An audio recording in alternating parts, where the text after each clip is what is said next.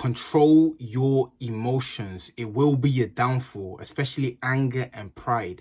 Lack of control of emotions will result into you drifting, result into you doing things you're not supposed to, saying things you're not supposed to, and just holding you back overall. That's exactly what I'm breaking down right now.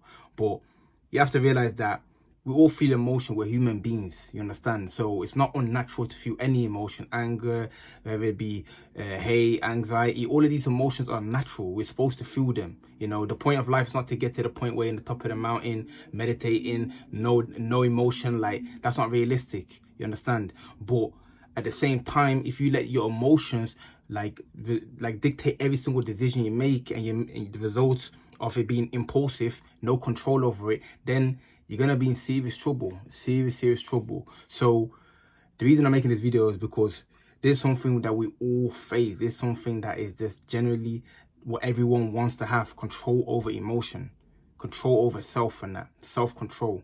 You understand? So I've seen so many instances where people's anger got them into serious trouble, got them killed, got them in prison. These are the extreme cases and that, but still there's top cases, and we work our way down. So killing someone, you can be so angry, you get a knife, boom, or you can shoot someone, that's it, you're in jail. Or you're angry, you hit some, you know what I'm saying to you? Like, but regardless of to what degree the emotion affects you, it still has a consequence.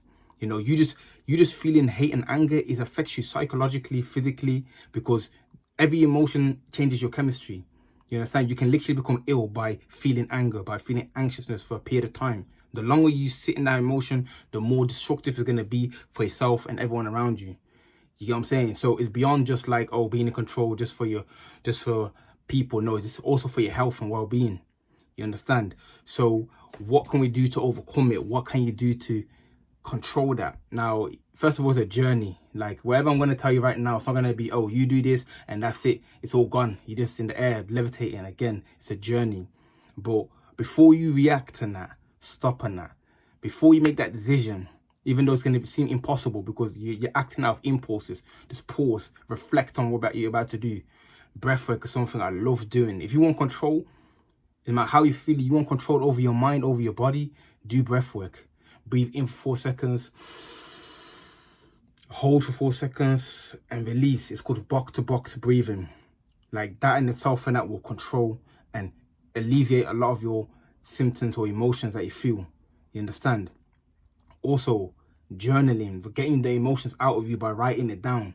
Like, you write down your emotions, how you feel, or the anger you're feeling, or the frustration, or whatever it is that you're feeling. You writing it down is a way to express it. It literally comes out of your body and you put it onto a piece of paper. That's a form of expression. Like, even me making videos, for example, it's me expressing how I feel. You understand? Like, it's a form of expression. Anger also can be transmutated by training. Especially if you're a man, listen, physical activity is critical. Like, critical. Like, if you're not doing any physical activity, there's no way you can contain your emotion. There's no way. You need to do some sort of physical activity, whether that's weights, whether that's walking, whether that's something physical, for you to just, you know, transmutate your emotion or energy into something. Because that right there, oh man, without that, like, I don't even know where I would personally be if it wasn't for training consistently, going for my walks and weightlifting on a day-to-day basis. Like, that was literally like my medicine.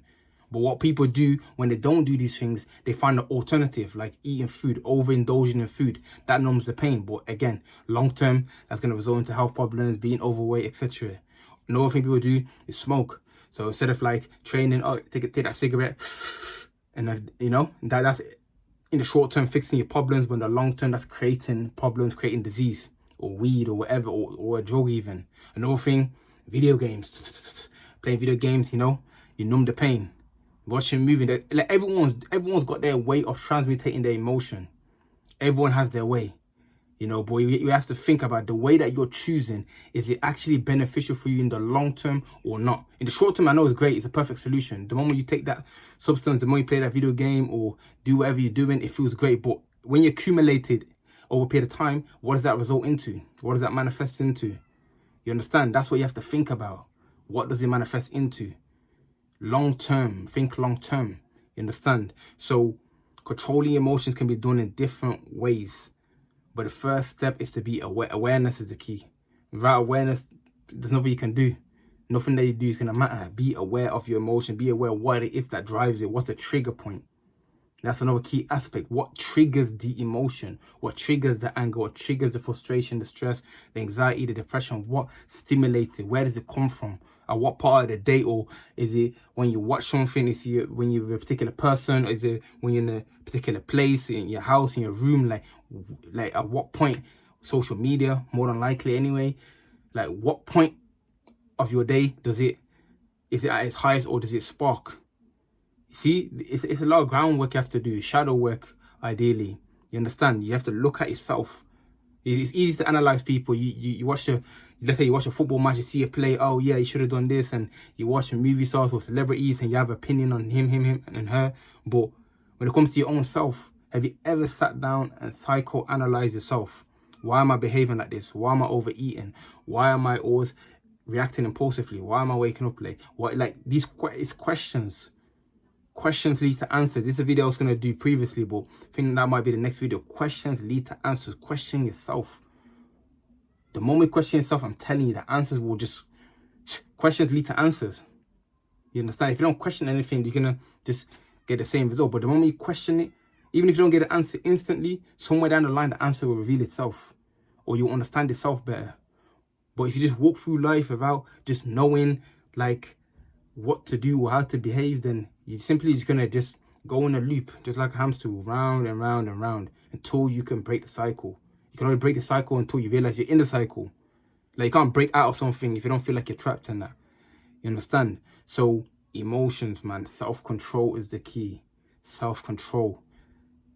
That's what we're all looking for. When we say success, when we say being a successful being, like, you might think of, you know, possessions or having money, doing this, doing that. But ultimately, you want to feel good within yourself. You want to be in control over your emotions. You feel like having money will do that. You feel like having certain possessions or whatever will do that. But ultimately, what you want, the successful being, the successful human being, is the one that is control over himself, in control over how he or she reacts and that, and how you behave.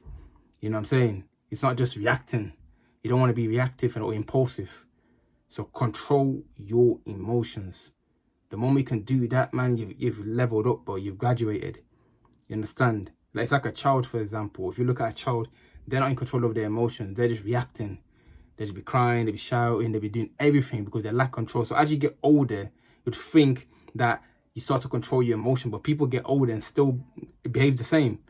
You know, someone says something negative towards you, and that's it, you're angry. Like, how can someone's words really affect you? Like, really think about it. No matter where it's coming from, it's words at the end of the day. It's not like someone's come and hit you or punch you. They said, oh, you're ugly, or you're an idiot, or okay, cool. It goes in and it goes out, and that's it. You don't need to react. The famous quote by Epictetus: a person who's capable of angering you becomes your master. If you can allow another person to say or do something for you to get angry, that shows that they are in control over you. Because all it takes for them to say one word, and that's it, you're sad. They say this word now, you feel depressed. They say this word now, you're like, come on. Like, they're literally the puppeteer. They're literally controlling you. So again, like, this is how the process comes in. This is day-by-day process, week by week, year by year. You will improve. Start writing it down. Meditation, breath work, journaling, delaying your reaction. You know, I've gave you a lot of things already in this video. Start doing them things consistently, and you find yourself in control over mind, over body, over your spirit, and that, which is the ultimate success. So I appreciate you for watching the video, man. Make sure to hit that like button, subscribe, and leave a comment down below.